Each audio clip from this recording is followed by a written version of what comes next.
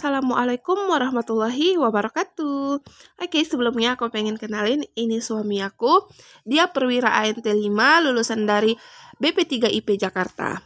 Jadi, seperti judul, aku bakal bahas tentang berapa sih kisaran gaji pelaut.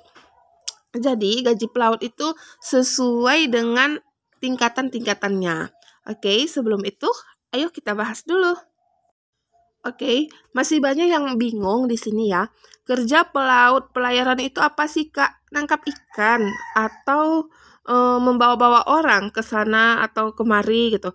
Jadi sebenarnya di sini untuk suami aku, dia itu biasa ikut kapal tongkang atau pengangkutan.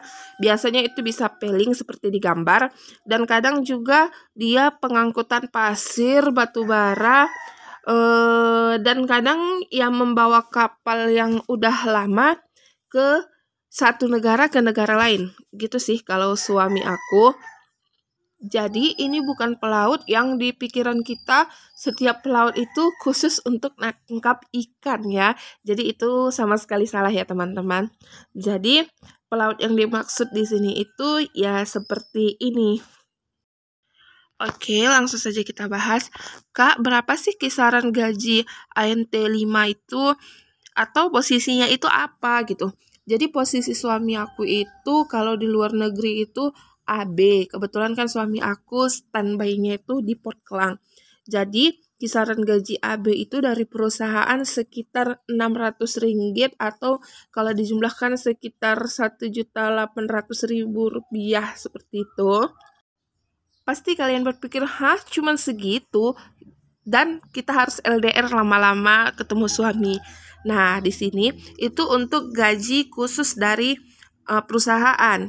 Jadi kalau pelayaran itu gajinya itu kan beda. Terus kalau dia berlayar itu gajinya ada tambahan gitu. Jadi biasanya kalau suami aku tuh berlayar dari Port Klang ke Singapura, kira-kira jaraknya 4 hari, itu bisa dapat kalau kapalnya besar bisa dapat sampai 4 ke 6 juta gitu ya. Jadi itu tergantung jaraknya juga. Jadi itu kalau 4 hari, kadang itu itu kan bisa beberapa kali pergi ya dari Port Klang ke Singapura. Jadi satu kali pergi itu ya pendapatannya segitu.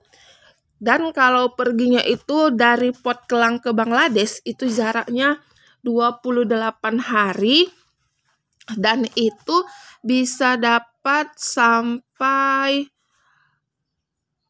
kalau kapal besar bisa sampai 15 jutaan, kalau kapal kecil ya 6-7 juta seperti itu. Jadi pengaruh juga ya kapal yang diikut suami aku tuh besar atau kecilnya.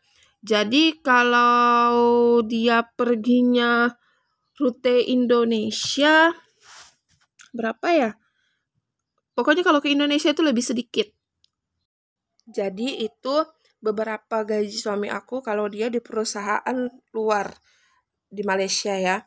Jadi pernah nggak ikut perusahaan Indonesia? Jadi pernah 1 kali. Jadi kalau mau tahu gajinya, nonton terus. Jadi suami aku itu pernah berangkat paling banyak nerima gaji itu ke Afrika. Tapi waktu di Afrika itu dia kayak dikontrak gitu selama 6 bulan. Kisaran gajinya 1 bulan itu 21 juta. Ya, 21 juta. Nah, jadi ini waktu suami aku ikut perusahaan di Indonesia. Lebih tepatnya di Batam. Jadi gajinya per bulan itu 2.400.000. Ya, gaji dari perusahaannya itu lebih besar daripada gajinya di Malaysia. Tapi pendapatannya di dalam negeri itu 1 kali berlayar itu cuma 300.000.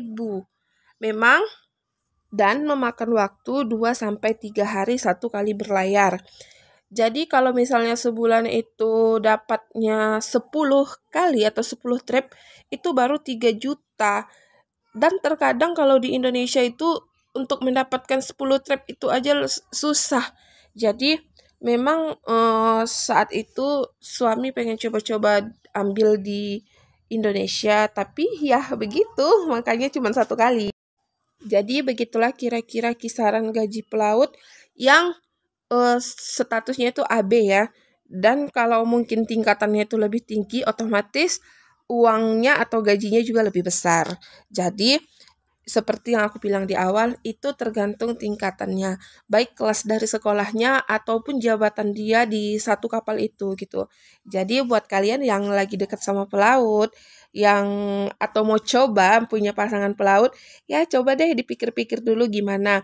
Karena kalau menurut aku itu tantangan sih kalau punya suami pelaut, gajinya tuh nggak tetap, nggak tentu. Jadi kita kayak kalau dapat gaji besar itu kayak wow gitu. Jadi buat kalian cobain deh, gitu aja deh. Assalamualaikum warahmatullahi wabarakatuh.